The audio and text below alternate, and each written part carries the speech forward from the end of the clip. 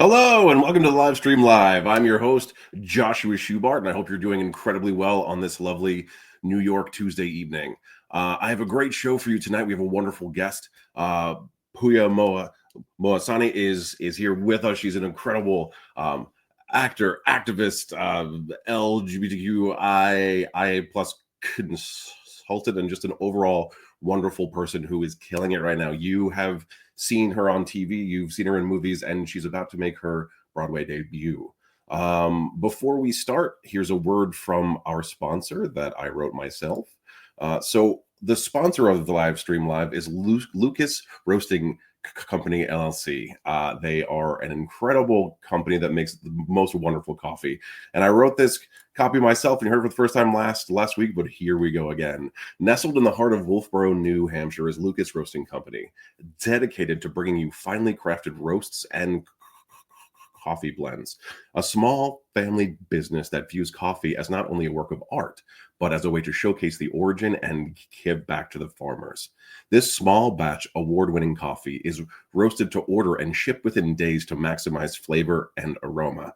And I have personally been drinking this coffee for years, and I am so happy to have them as a partner on the show. It's pretty much the only thing that me and my wife drink anymore when it comes to coffee, and they gave us this awesome promo code. The live stream live gives you 15% off your first order. Go there. The website is linked in all of the descriptions, or it's in all of my Instagram profiles. Lucas Roasting Company, thank you so much. All right. So what have I been up to this week? Well, it is the end of the season, I suppose, for TV and film. We are coming quickly up to hiatus. And for those of you that don't know what that means, it means that the TV and film industry mostly goes to sleep from December 20th to about January 6th. So we all get a nice break from auditioning and things of that nature. So I've been doing a lot of end of the year emailing, sending out a lot of heartfelt thank yous, and reviewing what I can do better for next year when it comes to audition tracking and just being an overall better artist and business person. I did go to a live event this weekend. I went to the WWE's Saturday night main event with my wife out here on Long Island, and I have to say it was a fun and wacky, crazy time, just like you would expect with the world of professional wrestling. And we had a great time. My wife is 8.5 months pregnant, so we had a very subdued, non-alcoholic time, but it was a lot of fun. I had a few beers. We watched people do a lot of fun stunts, and we yelled, and we got home at a reasonable hour and went to sleep because we old now. Here is my show mug for today. It is a beer stein with a clover on it because I'm Irish AF, and that's what I'm drinking out of today. I'm still watching Arcane. I'm watching it slowly because it's so good. It's an animated show. If you don't know what it is, it's on Netflix, and you should watch this animated show called Arcane. It is brutally heart-wrenching and incredibly good drama. And if you don't know, the Animation Guild has been on strike for a long time, and they just got a really terrible contract back that they're trying to get ratified. But most of the membership is saying no, because the base pay will get them paid less than a non-union animation writer. And these folks create some of the most compelling and amazing work, and they don't get compensated properly because it's animation, because it's not like normal television and movies. They should be. They create some of the most compelling work that I've ever seen, or that you've ever seen, since you've been able to watch TV.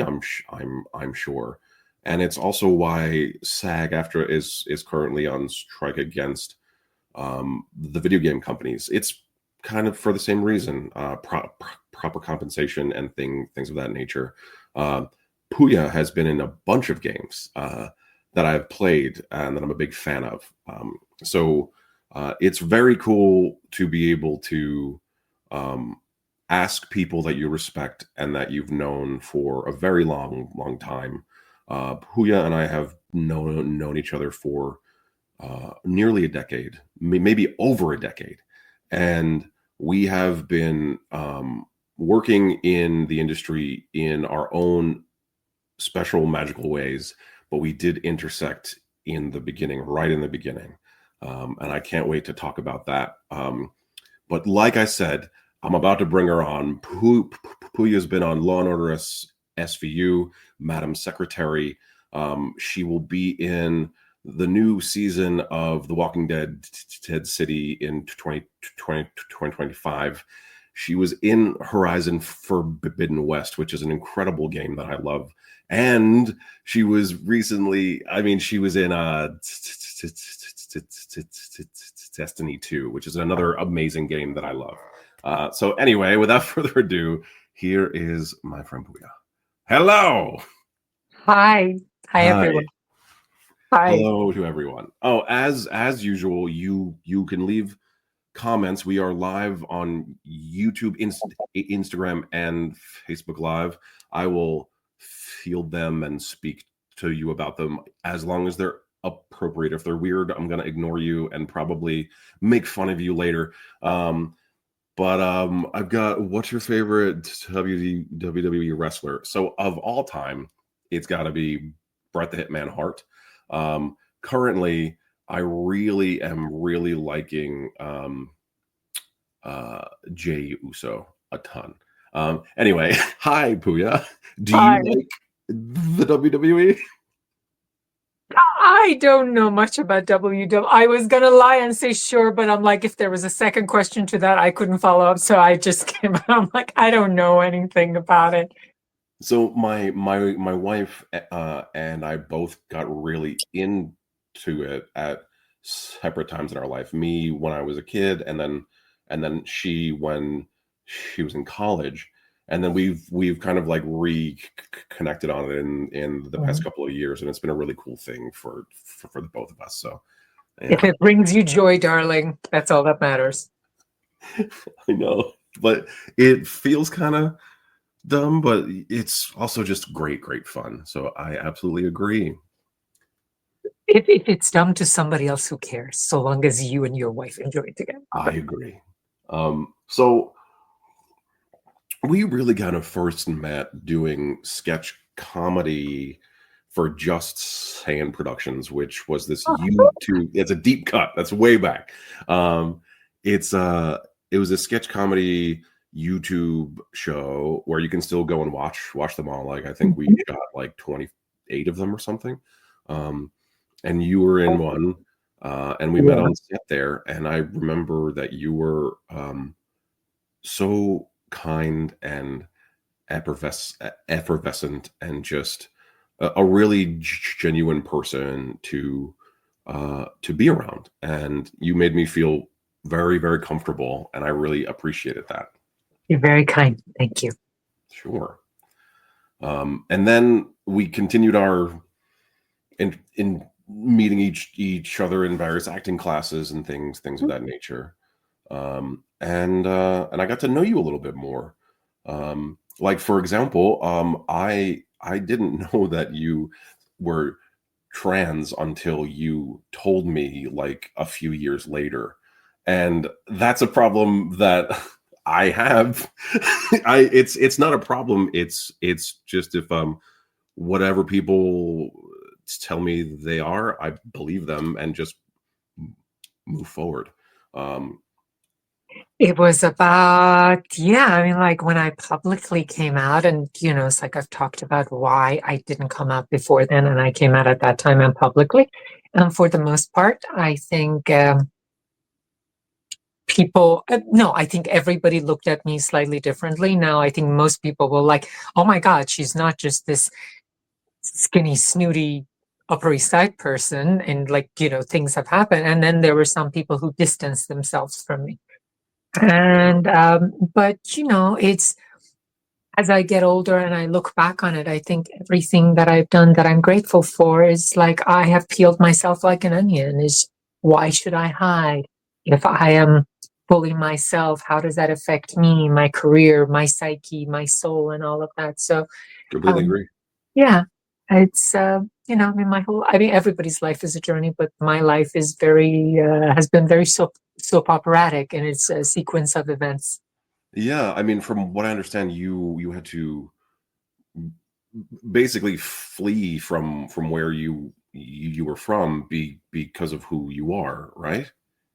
Uh, Free might be not the correct term, and I will say that it's part of it is, while I have problems with the Iranian government and how I, as a queer person, was treated, I don't want to feed into this thing of like, Iran bad, everywhere else in the world good. No, sure. Yeah, It, that wasn't yes, I mean, it was, no, this is more like, I always, because yes, I am a queer activist and I'm also a women's rights activist. And we've all seen the woman life freedom movement over the last 2 years. But the only reason I want to be specific is because there were people who literally fled because either their family wanted to kill them or somebody was actually after them. In my case, while my parents weren't supportive originally, and it was because they didn't have information, they didn't have support, they didn't have a community that they felt that they could kind of like disclose that they had a trans child, they didn't know how to support me, sure. which then pushed me into isolation. And out of that came self harm, self destructive behavior, getting arrested, getting assaulted. And it was that point that then, especially my mom, came to this realization of, if we don't do something for our teenage child, this child isn't going to live much longer. Sure. And I always yet like there was like this one moment of my mom coming home, finding me in bed with a knife, having cut my arm open in a pool of blood. And that was kind of like the moment of, we have to do something. And so now I'm about the age that she was when she faced that. So whatever I do, whatever platform I get that I talk about my experience, or supporting parents so they can support their queer children, is because I think it was very cruel that my parents had to be placed in this extremely difficult situation of having to choose between the world they knew, including, people they work with, their neighbors, their friends, their family members, and their trans child. And they had to pick that. And it was very difficult. And they were put in this very hard situation. And, here we are, Here because we like, are. yeah, it's combination of sass, determination, luck, angels, divine intervention, Yeah, whatever whatever you you want to want. call it. I mean, it's largely you. Like I will say that, like, knowing you and knowing um you've told me over and over again that where you are now is where you said you would be when I first started meeting you. So um and me too. So like it's largely a, you put your mind to it and you work out how to get there, and that's not being braggadocious. That's like, that's just work. You do the work, and yes, there is a good bit of luck involved, but there is creating your own too. I think it's the same thing that young actors know, it's you have to believe Oh that yeah. you can do it. And then from that belief comes resilience and determination. And then that allows you to figure out what the steps are. But first, you have to almost be possessed by this idea that I can and I will. And, going back to my teens or even before that, it was just, I always had this clear idea of me, which looking back, I'm like, I had no idea how I thought that any of that was possible, Sure. Yeah. other than just determination, faith in myself, or just combination of courage and insanity, how much of one, how much of the other one. But I think what has allowed me to get here as a person is also what has allowed me to get here as an actor. Yeah. Yeah, absolutely. I'm getting a bunch of really interesting comments from a viewer from India, who is saying that they remember when the news came out of Iran about mandatory forced heat hijab wearing, and that many Persians live in India, and they also I guess play sports, whatever. But they're saying that I ran as I ran, and um, I don't know if, like, you were trying to say that I I ran isn't just I ran, and that's not the way that it is. Like, there's a beautiful culture there. No. Well, I mean, it's an old culture, and Yeah, old cultures have beauty. What people talk about in the West is the Iranian government. sure. But as two Americans, we can say that the government of a country does not necessarily represent its people. Oh, That certainly. we can agree on. Yes. So if that's true here, then it can be true anywhere. Sure. I heard somebody a couple of days ago saying something, you know, whatever was happening in Iran, and Iran was modernizing, and industry was growing, and then the revolution happened and it became a dictatorship. That is not true. That is not true. It was a dictatorship beforehand. It was just a westernized dictatorship. It it wasn't a theocracy, but it was still a dictatorship, which is why the revolution happened, among many other reasons, which we're not going to. We don't have enough time to Yeah. get into that. But the mandatory hijab is one of the first things that Islamic Republic implemented right after the revolution, and that was a moment where a lot of people, a lot of intellectuals who were part of the revolution, they suddenly had this moment of like, oh, okay, what just happened? Right. And it's become more strict, less strict through the years, depending on what else was going on. There was 8 years of war, so there were bigger problems that the government focused on than just, annoying people with bad hijab.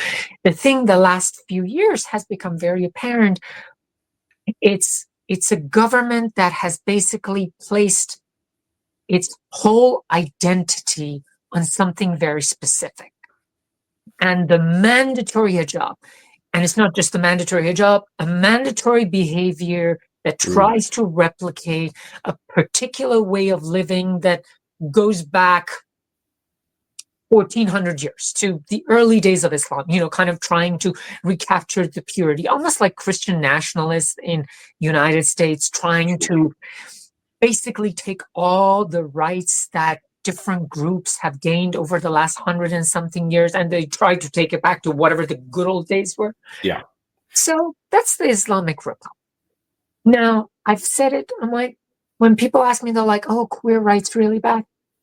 I believe no one truly has freedom in Iran, whether it's men, women, queer people, whatever. It's just that then within that, you have less rights than somebody else in that world, because it's a theocracy. It's in this world that there is absolute rule and everybody follows, and there's no room for question. which I guess shows you what a crazy kid I must have been. That 40 years ago, I'm like, well, I'm different, but that's fine. And then the world around me is like, no, that's not fine. And I would look at them. I mean, now I look at them. People tell me, you're so brave. I'm like, no, I'm in New York now. I don't know how brave I am now. 40 years ago, 30 years ago, when I cannot hide who I am, that's a certain bravery that now I look at it, I'm like, I don't know how you had that, but good for you. Right. I mean, this is a really great comment from YouTube, and that's absolutely right. I mean, they want to take things back to the good old days, but for who, right? Like, it's for a very specific person or group of people. It's never for the greater good. It's not inclusive. It's I not mean, inclusive. everybody that says good old days, that means for particular people. And if you just look at it, we've become a more inclusive world. Yes. I'll give you the stupidest example. Now people can be left-handed. And Right. nobody thinks it's a sign of the devil. Right. Yeah. They used to correct you. They would make you write with your right hand. Yeah. So Yeah. the good old days. Boo. So when did you discover that you wanted to do this work, like be an actor? Was it in Iran or when you came here? I think I always wanted to be, even when I was in Iran. But, I came from a middle-class family. My mom was a teacher, my dad was an accountant, and they're like, no, like, people like us, we don't do that. We don't do And that. also the excuse was always, but you're so smart. You're so good at school. People who go to performing arts high school, it's like there's something wrong with them. Or like they can't do anything else. Oh, I see. So I went to maths and physics high school because, I was really good at math. And then, my life was kind of like imploding. I was having depression. I was being bullied at school. I barely survived the final year at school. But I was always enamored. And I always tell people, I'm like, I grew up during the Iran-Iraq War. And I just remember it being a very bleak time, except when we would put a VHS tape. You youngsters, there was a time we had videotapes. Yeah, we had to like rewind them and rewind it. Yeah. And I remember this like huge VCR, probably weighed as much as I did as a child. And you put this thing and then you were transferred somewhere else. People were beautiful, they were joyous. And not to say all of that was real, but escapism also has value, especially when your life, other than that, for a child who already felt isolated because I knew that there was something about me that was different from everybody else.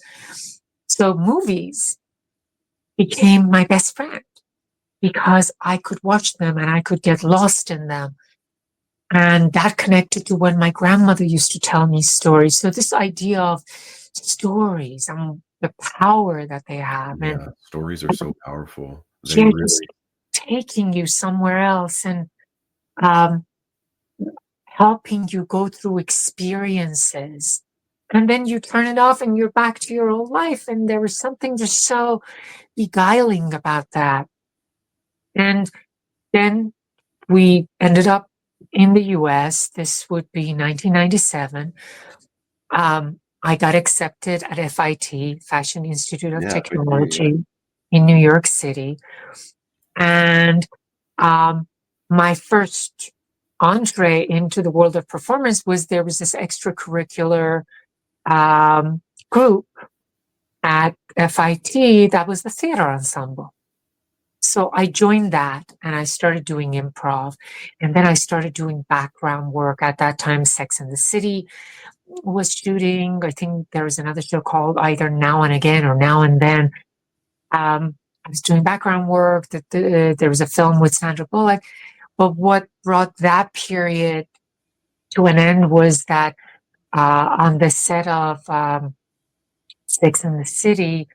I was doing background work, and we were in the green room between takes, and some guy basically outed me.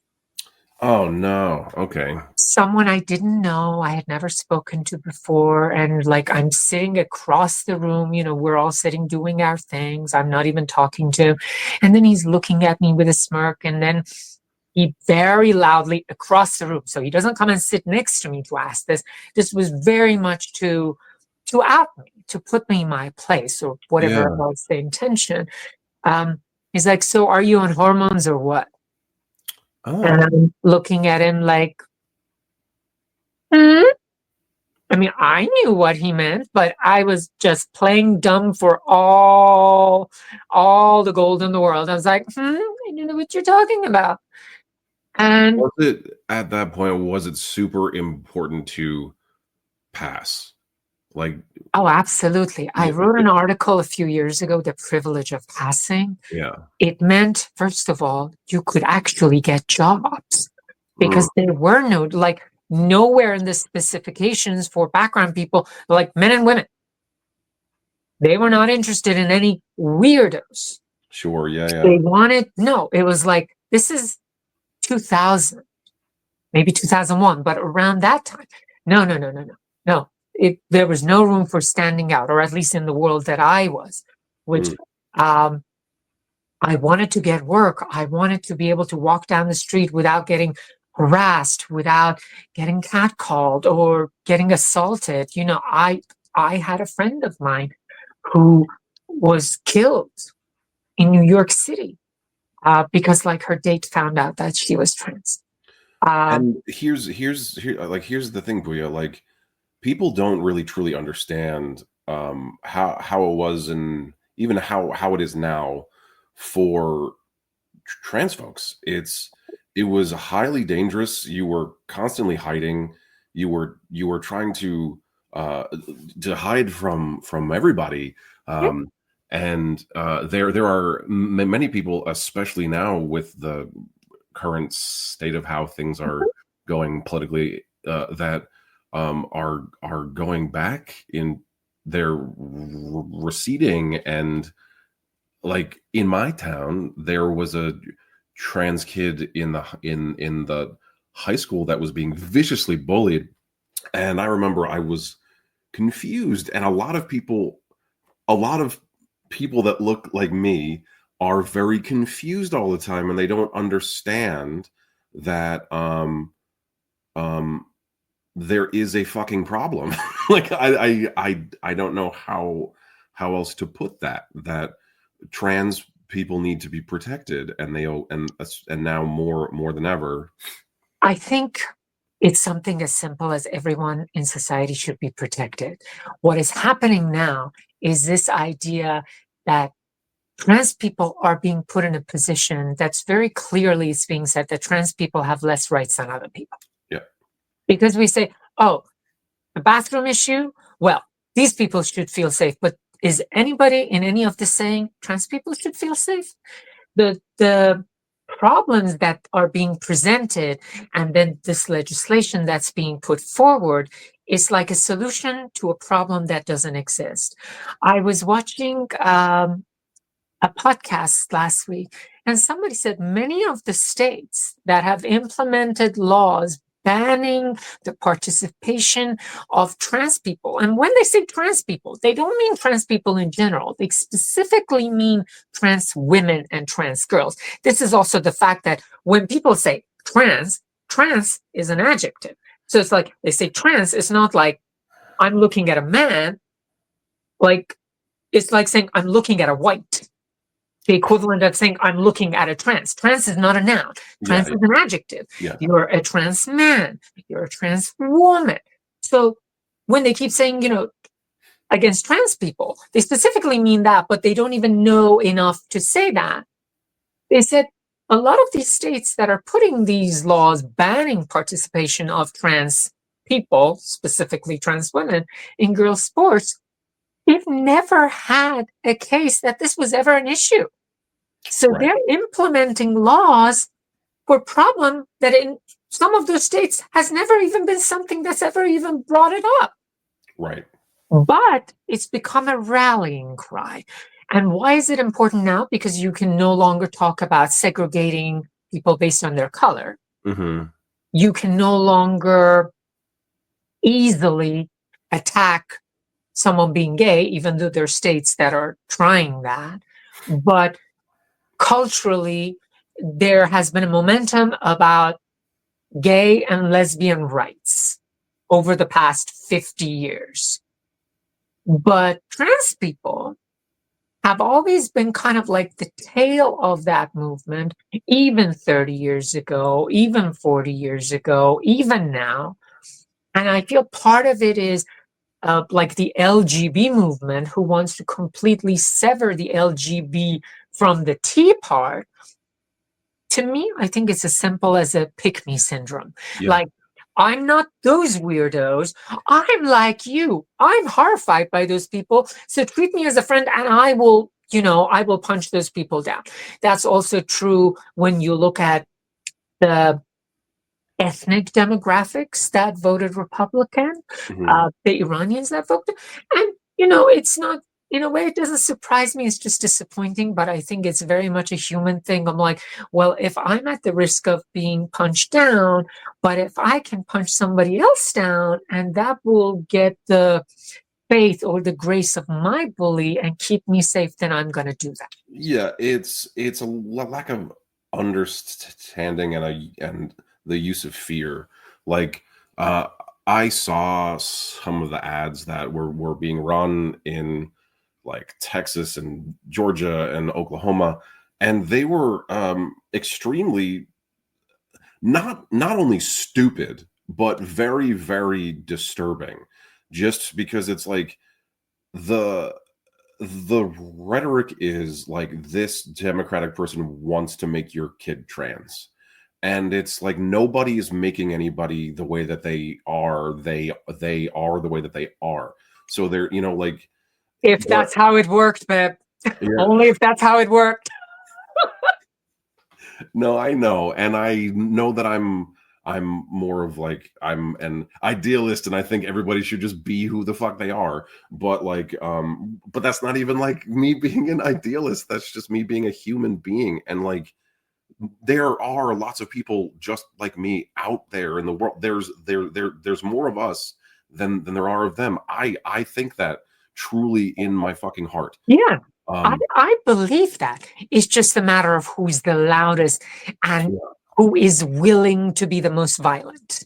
And I think it comes down to something as simple as that, because it's not even about understanding. I've done talks that I'm like, in life, we accept many things that we don't understand. Why is it that we have to understand this particular thing before we can accept it? Like, Also, one of my uncles has no conceivability of outer space, and I'm not even kidding. But he still believes that outer space is a thing, right? So, like, yeah, it's about many things. Do we see everything that happens in our bodies? No, but we accept it. I mean, the basis of religion yeah, is people accepting something they do not understand. So yeah. when someone tells me that it's like, I'm like, no, you're this. I'm like, so let me get this right. You're willing to believe something that you can't see and say that is fact.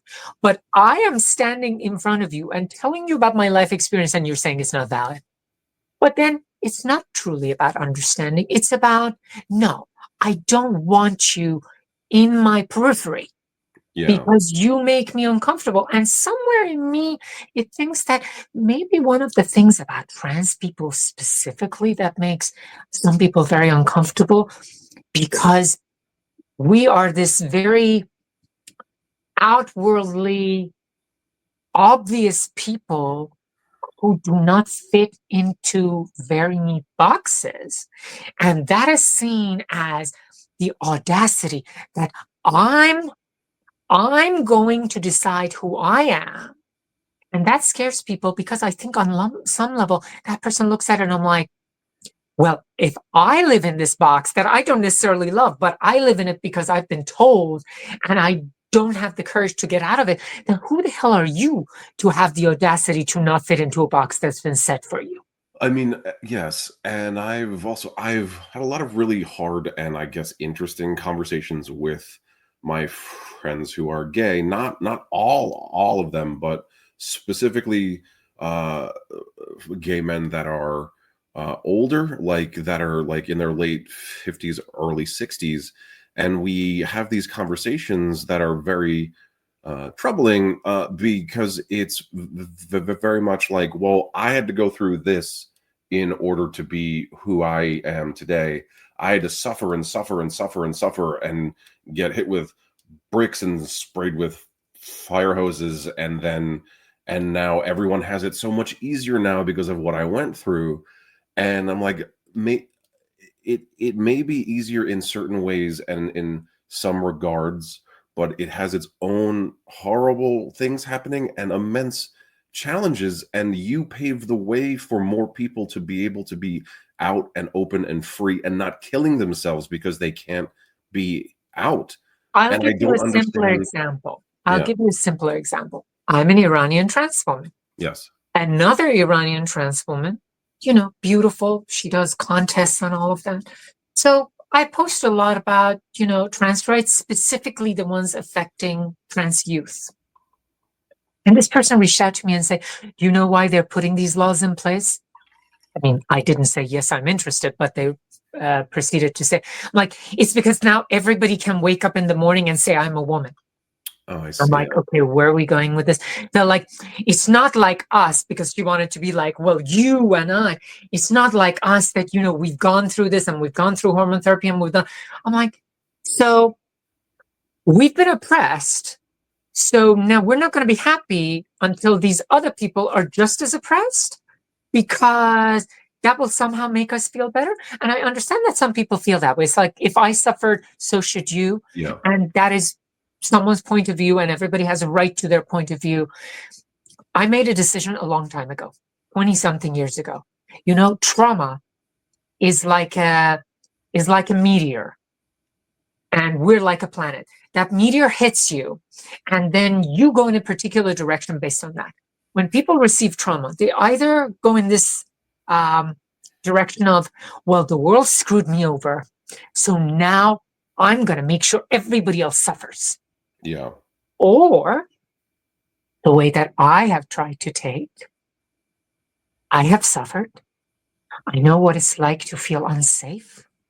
I know what it's like to be filled with animosity towards myself, to not feel that I was able to have a full life like everybody else. Mm.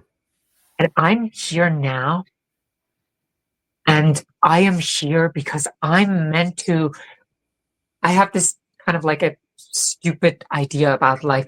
I think we're all little rings in this never-ending mesh of humanity.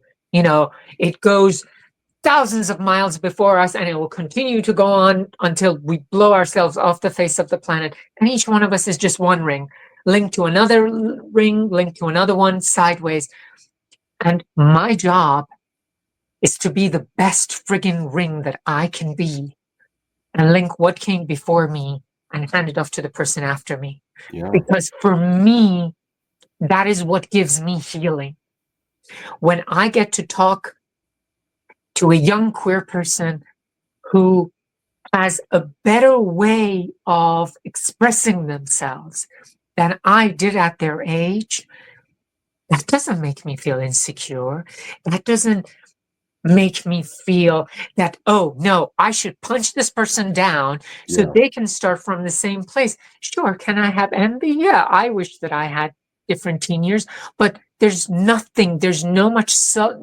amount of suffering I can inflict on anybody else that will make that change. But Yeah. I can try to be the best version of myself and be the kindest version of myself. My cat is agreeing with me back there. And that is how I find my healing. Is it too woo-woo? Maybe. I don't have a problem with being woo-woo. It has taken me from being a suicidal, insecure kid who tried to commit suicide over 10 times, who Yeah. allowed myself to be in horrible situations, to now be here, that I do love who I am, that I have made my way here, that I am grateful for the strength and the luck and whatever it is that has allowed me to get here, and then share that with people who are not quite there and try to help them along. I see myself as somebody who's holding a little light that I have cultivated over the last 40 something years, and just help a little those people who haven't quite found their path. Because other than that, like, what? I want to hold on to my misery to do what? Yeah, I mean, but that's why you're an artist, right? That's what artists do. I mean, you holding the light, as you just said, um it's a personal belief of mine too. What I've been through in my life and traumas and things of that nature, and it's why I'm an actor, is for those same reasons. It's for people that were like me to be able to see a person like them doing something like this. And it really is, the most selfless thing that you can do, is to like give of yourself to other people. And I think that's beautiful, and that's a great analogy. The ring, like being part of, in my head it was like chainmail armor, like everyone. It's exactly that. Yeah, yeah, it's And, very and cool. I will also say this, I'm not being selfless. I actually feel that I am very selfish, but I have to be at peace with my conscience. Sure. And my conscience feels healed when I feel that I have seen the cruelties of the world, and I refuse. I refuse to be part of the dark side. It's easy. It's easy. But I'm selfish because I want to go to sleep with peace.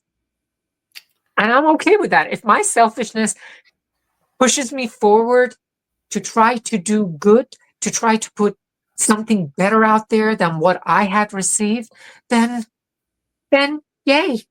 You know, we're Yeah. not going to be here forever, but I always think about my life in the form of a legacy. But even more so, you as a comedian, you would understand this. I always look at my life from the point of view of, what do I want to see in my last moment of life looking back on my life? Sure. And I always think, I want to look back and I want to laugh my ass off that I was audacious and I was sassy and I was gutsy and I tried to be my most authentic self every day that I could. And that helps me become the person that you see every day. Do I succeed every day? No, but if I get the chance to have also a tomorrow, then I try to do a little better that day, and so on and so forth. So I'm selfish, but I guess it comes out of selflessness. But by all means, be my PR campaign. Thank you. No problem. No problem. I mean, but all that certainly translates into your work, which is incredibly real and wonderfully grounded, and just a joy to watch. Whether you're playing a judge on SVU, or you're in a video game, you're able to just very realistically, I mean, just be who you are, and it shines through, and it's beautiful. So Law and Order is kind of like, you made it as a New York actor. Like you got on SVU, and you're a judge, which is great. You like weren't like one of the people that got murdered immediately, which is which is a plus, right? Also, as a trans person of color, Yeah. a trans person of color to play a judge on such a, such a staple Hmm. in the law and order world, I felt like that was such a huge thing, not just for my journey, but for other people like me, that I got to be that in a position of authority. It meant a lot to me that I wasn't prostitute number three. Yeah, it was great. Fantastic. Yeah, it really was. And what I love the shift now where people are using, like, you are a trans woman, and that is literally like a point of pride. Like, this is who I am, and that's how it should be. And I love how now, like, TV and film in the world is like, our world is very much like, sick, yes, like, let's fucking go, like, let's amplify these people and these incredible voices in a way that hasn't happened before. And I'm just saying that I'm so happy that you're able to just do it. I mean, like, how has being a consultant been? Because you help others tell your own story, basically. So how do you how does that work? I mean, it's not just my story. How I have come in is usually, whether it's a feature film, I'm one of the writers for a new feature film that's being pitched, and that has been a journey. So I now actually say I'm one of the writers and not just the consultant. But it was when somebody would come to me and say, I have this story, I have this trans character, and I want to do right by this character. And then, I would read through it, and, I'm an actor, I'm also a writer, trans or not. And I would say, well, why did you write this character? And then when I get clarity on what their intention is then going into things of like, well, how can this character be best utilized without them being tokenized or marginalized or fetishized? And I've done that for a few feature scripts, for 2 short films that I co-produced, in numerous developments of new plays or new scripts. And this idea of, we've had this about female roles, that when you just have more female writers, the female characters come out slightly differently than when they're just written from a man's point of view. And it's no different. It's just, let these characters not just be a one-sided character from just the point of view that you're seeing them. How can we make them full characters while also honoring your story and the journey that you want these characters to take?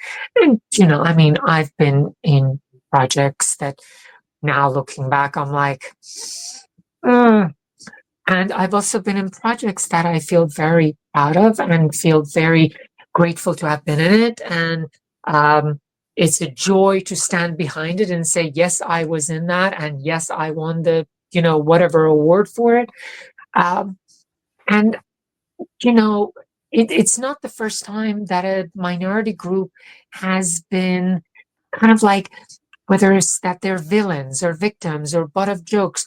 African Americans for so many decades were portrayed as, maids or drug dealers or whatever, until there came a time that there was enough momentum of people saying, no, this is no longer acceptable.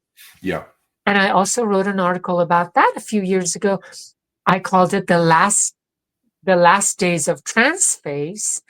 And I said, well, there was a time people wore brown face and yellow face and black face. And there was a time that was acceptable. Well, we no longer find that acceptable. So why do we find it acceptable when somebody basically puts on a makeup and puts on a wig and it's essentially trans face, but somehow collectively we don't think that's a problem? Oh yeah, like that movie. Didn't he win an Oscar for that movie? The Danish Girl? Yeah. The Danish Girl kind of like happened at the cusp. I would say that at least they treated the story with love and care. I personally had a problem, and some people do have a problem, some people don't, that Eddie Redmayne played that character. But it's also, as some of the big producers in Hollywood have said, well, I have to put name actors in that, otherwise nobody would see it.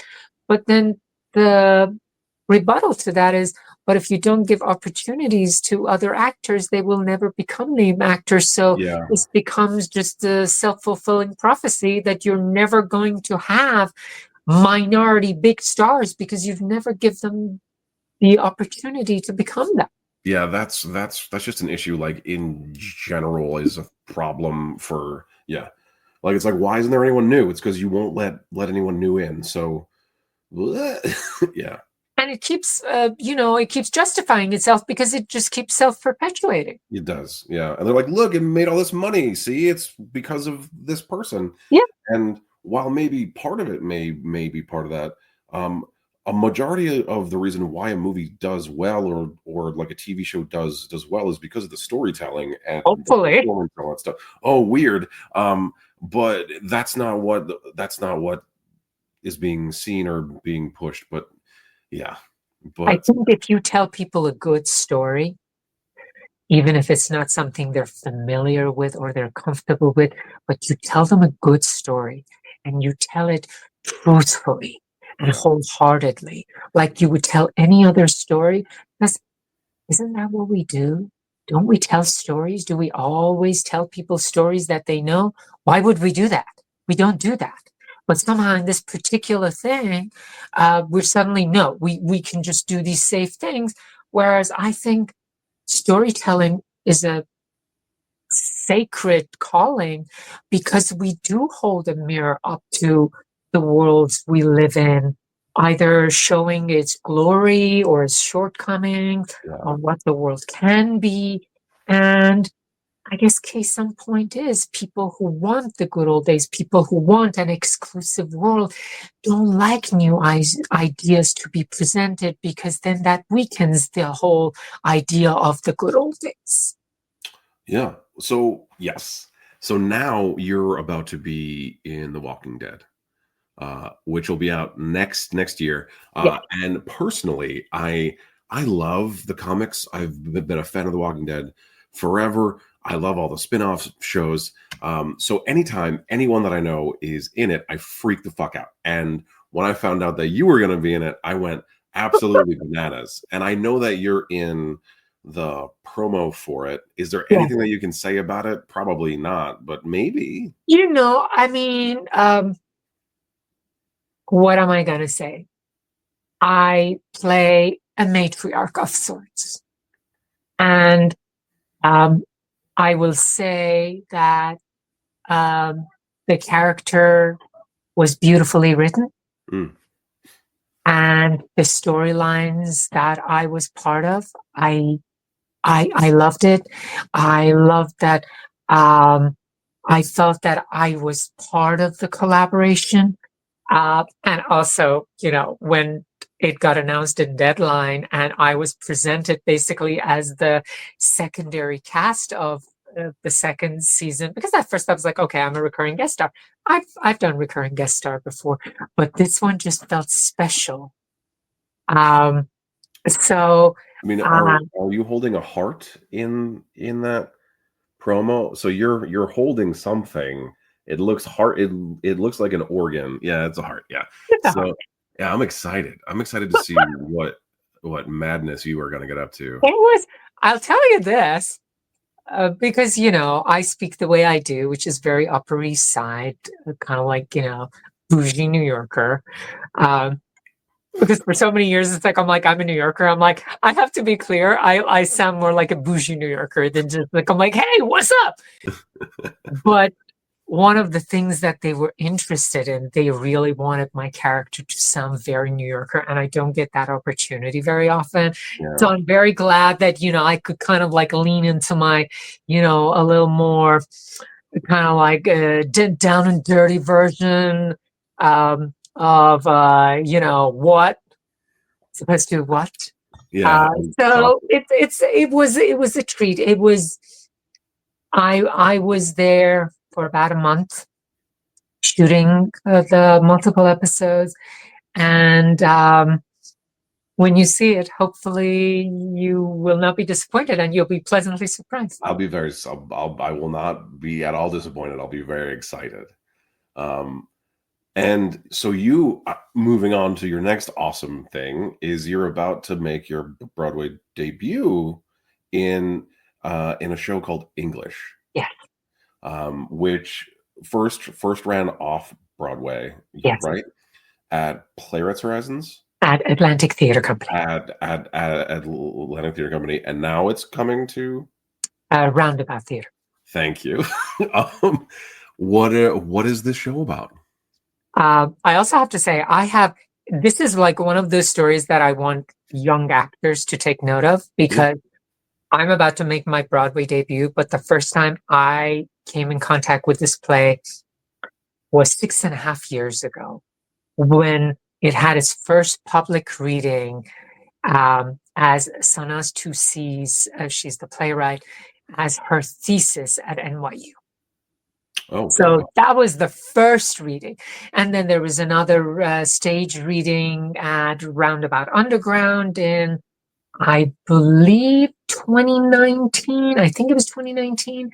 And then, during the pandemic, it was going to have a production, and then, it got pushed back. So what is it about? It's about an English class in the suburbs of Tehran.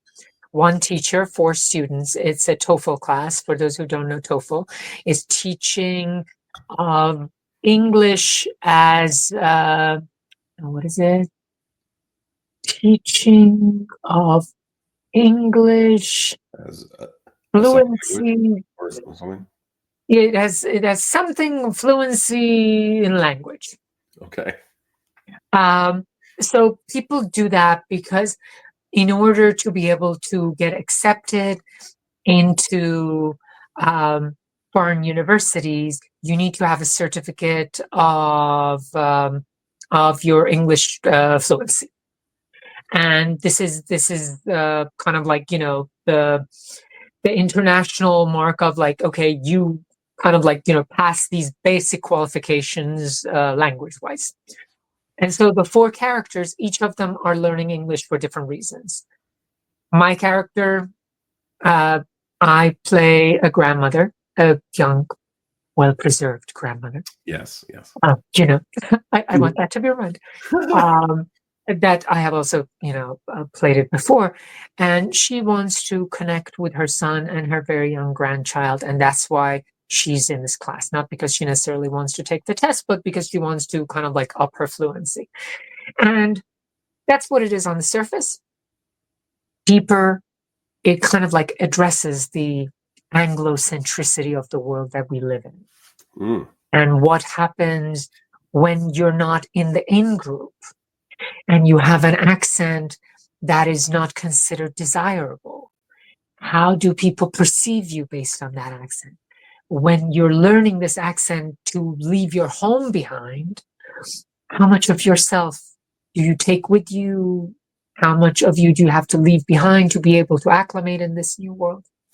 And obviously, it's not just my opinion. It won the Lucille Lortel Award. It won the Drama Desk Award. It won Obies. We all won Obies for it. And then it won the Pulitzer. So by all accounts, it's a great play. And I've done it multiple times, playing different roles. To me, it feels very personal because I feel, first of all, it's the first Iranian play on Broadway. Yeah, that's a huge deal. Yeah, and that I get to play a woman who in some way resembles my mother and my grandmother. And I get to embody this woman and tell her story, whereas before nobody knew the story of these women, their joys, their regrets, their resentment, their insecurities and their desires, and to get to now do it on Broadway at Roundabout Theater Company, which is one of the most prestigious theaters in New York. Yep. And for me to have had the journey of basically being kicked out of the business 20-something years ago to,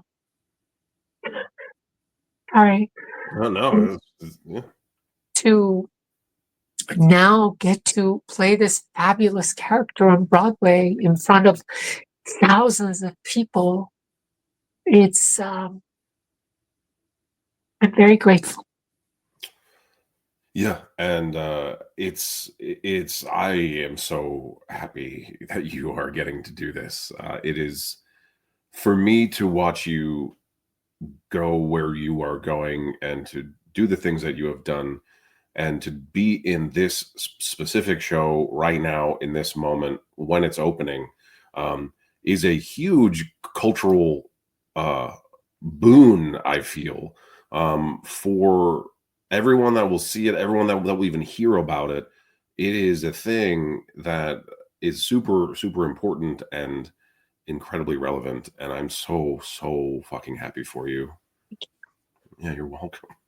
You're welcome. It's I I just I when the people that you respect and care about are winning, you're winning too. You're, like, it's just It's it's your people, it's it's your joy. ilk. Yeah, it's joyful. Like, yeah, and I can't wait to see you in it. Thank Uh, you. It's I think one of aside from me, is the fact that I get to share my opening night in this with my mom, which oh wow. just means a lot to me because, my mom was an English teacher. That's how I learned to speak English from such a young age.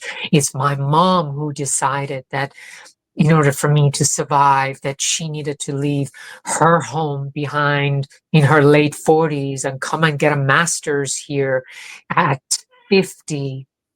And so now, 20 something years later, to get to have an opening on Broadway in this fabulous play, kind of like on its glorious return back to New York, and to share that night. I also loved with my mom. It's like I was like, Mom, opening night is a crazy night because everybody wants my attention and everybody wants to talk to me. I won't be able to get to talk to you. My mom is so my mom. She's like, I'm not a child. I don't need you to look after me. I don't need to talk to you. I just want to be there. You go talk to other people. That's awesome. I'm like, okay, Mom.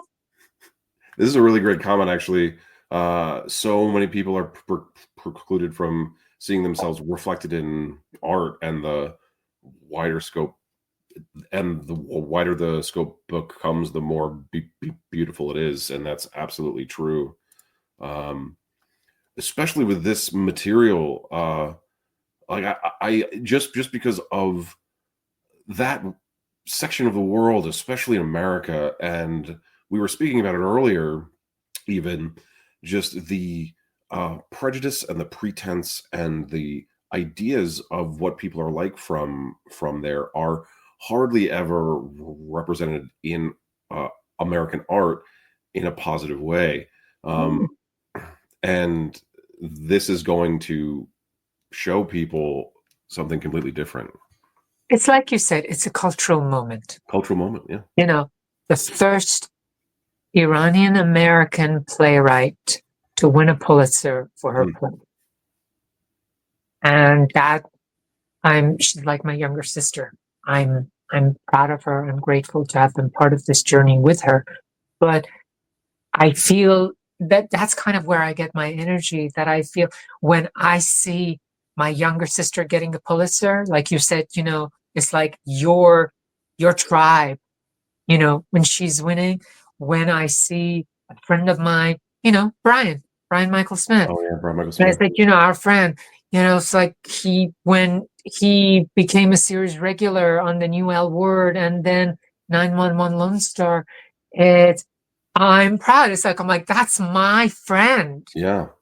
who deserves it, who's an amazing person, who's talented. And to get to do that and you cheer them, I guess it's kind of like, sure, we all want to have our breaks, but when your circles go up, I feel like we all go up because Oh, it's your it's true. circles that's moving up. Yeah, it's true. We're over an hour, which is great. Um, but so if anyone has any questions or comments, I don't care if you have any concerns. I don't care. But please ask them now, or make comments now. When will English be opening? We're in rehearsal now. So no holiday season for me. We're going all the way through. We have tech next week. Our previews start on January 3rd. Our official opening, the big brouhaha on Broadway, that's going to be, I believe, January 25th or January 26th. But our first preview is January 3rd, and it's a limited run. It's only, as of now, we are going to have 66 performances. Great. So you better get there. You better see it, because I hear it's really good. People tell me. People are telling me right now that it's incredible. So go see this show. Look out for Pooya on The Walking Dead next year. And thank you so much for being here. My friend, I remember a few years ago you and I did a reading, and then I sent you an email the following day thanking you for creating space. And then it took you a few days to get back to me. You're like, I took a few days because I just didn't know what to say. Yeah. And I'm a believer that when people do kind things, we should tell them. Because the same way that when somebody does something bad, we should tell them. We should also say, Joshua, thank you. Thank you for creating that space. Thank you for writing a character that it was a joy for me to read. And when people say, well, the world is tough, I'm like, well, who is the world made of, if not us? Is it just easier to just say it's a cruel world so we don't have to have responsibility? Because, well, then the world is just going to be the shit that it's been for as long as we've known it. Whereas if we actually want to take responsibility, I always invite my friends, my fans, my community, know that you have the ability to change the world around you, even if it's just a tiny, tiny, tiny, tiny bit. Yeah. But remember, that butterfly effect is real. You do something tiny, that's small, and then that inspires somebody else. Something, and this will be the last thing I say. When I used to be affiliated with Gender and Family Project, one of their fundraisers, I said, the voice of hate has always been there. And it's always been loud. I mean, it's changed flavor through the years, but it's always been there for as long as there have been people. And nobody can deny that fact. What I'm trying to do is to raise the voice of kindness and inclusion and humanity. If that means it's just me screaming it from, I don't know, some bucket on the corner of 42nd Street, then so be it. But I invite everyone to believe that you all have the ability to make the world better. All of us in different capacities, but we all have that ability. It's true. We actually got a question, Pooya. Oh, Boom. sure. What was the hardest part about bringing this play to life? Is it such a labor of love and so personal? But was there any moment where you felt it kind of slipping away? Well, I've been in development of many plays, and no one sets out to write something bad, but it's just, the little things. When is it? When is it being written? Kind of like catching the zeitgeist, being at the right moment, and all of that. And this play has changed a lot since its first reading 6 years ago. I'm sure, yeah. But I can tell you one thing, though. When it was scheduled to make its off-Broadway debut almost 3 years ago, and we were in rehearsal room, actually, funny enough, the same rehearsal rooms that we're in now. And I think the week before we were about to have previews, I remember thinking, I'm like, is anybody going to come and see this show? Who's the audience? Is there an audience? And it wasn't until the first preview that we're like, we have a show. So were there moments, like, who am I? I'm just one of the actors in it that I feel very connected to it, but I can tell you every actor in this play feels very connected to it because it's the same group. It's the same entire creative team as when we debuted it off-Broadway 3 years ago. We all feel connected to it and connected to each other. There is love, and the desire to tell this story as best as we can, because we want to make sure these characters that we're putting in front of you, these characters are truthful. These characters have agency. These characters are real, because these characters mean something to all of us. For me, it's this particular character. For the other characters, and when the pandemic happened, like many other people, is it going to happen? Is it not going to happen? But here we are, 3 years after its off-Broadway debut, and it goes back to what I said earlier about my life is you have to believe in something, and then you will figure out how. Yeah. Oh, yeah.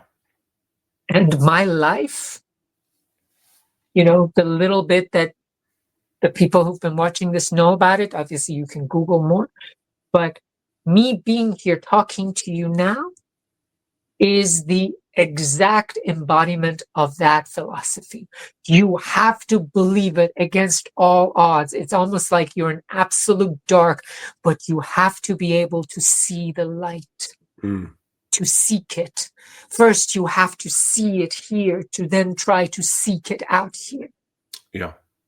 That's fucking, yeah.